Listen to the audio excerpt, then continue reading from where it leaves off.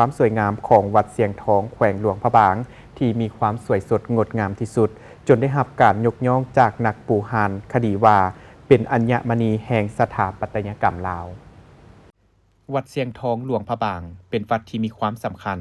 และมีความงดงามที่สุดจนได้รับการยกย่องจากบรรดานักบูหานคดีว่าเป็นดังอัญมณีแห่งสถาปัตยกรรมลาววัดเสียงทองถูกสร้างตั้งขึ้นในสมัยพระเจ้าไสยเศรษฐาธิราชหลังจากสร้างวัดนี้แล้วบ่ดลพระองค์ก็ทรงย้ายเมืองหลวงไปยังนครหลวงเวียงจันทน์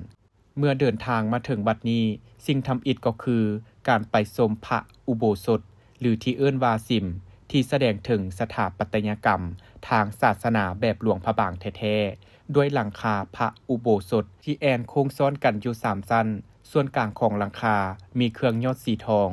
ซึ่งชาวลาวจะเรียกว่าซอฟ้าประกอบด้วย17ซอ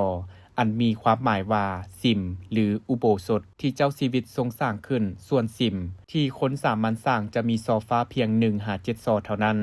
ส่วนประตูอุโบสถจะสะดุดตากับลวดลายแกะสลักอันสวยงามเช่นเดียวกับที่ปองเยี่ยมฝาภายในก็สวยงามด้วยลวดลายปิดทองสลุเถิงพื้นสีดำเล่าถึงพุทธประวัติท้าวสีทนพระเจ้าสิบศาสตร์และภาพนิทานพื้นบ้านมีพระประธานซึ่งมีชื่อว่าพระองค์หลวงนอกจากวัดเสียงทองจะมีพระอุโบสถที่โดดเด่นด้วยสถาปัตยกรรมแบบลาวล้านสร้างแล้วการตกแต่งลวดลายตามฝาภายในก็สวยงามคือกันบริเวณฝาด้านหลังของพระอุโบสถก็มีการตกแต่งด้วยการเอาแก้วสีมาตัดต่อให้เป็นรูปต้นโพขนาดใหญ่ด้านข้างก็ติดเป็นรูปสัตว์ในวรรณคดี